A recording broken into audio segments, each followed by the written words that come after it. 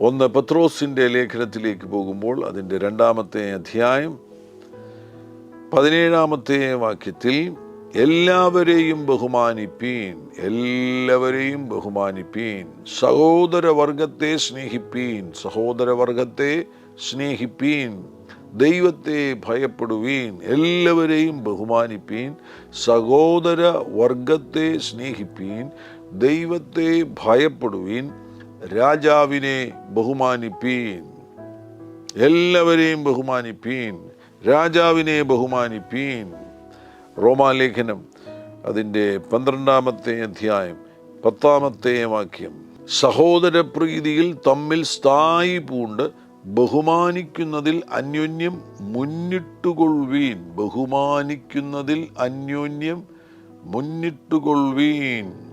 വളരെ പ്രധാനപ്പെട്ട കാര്യമാണ്. ബഹുമാനിക്കുന്നതിൽ അന്യോന്യം മുന്നിട്ടുകൊള്ളുവീൻ. ദൈവരാജ്യ സംബന്ധമാകുന്ന ഒരു പുരോഗതി നിങ്ങൾ ആഗ്രഹിക്കുന്നുവെങ്കിൽ ബഹുമാനിക്കുന്നതിൽ അന്യോന്യം മുന്നിട്ടുകൊള്ളുവീൻ.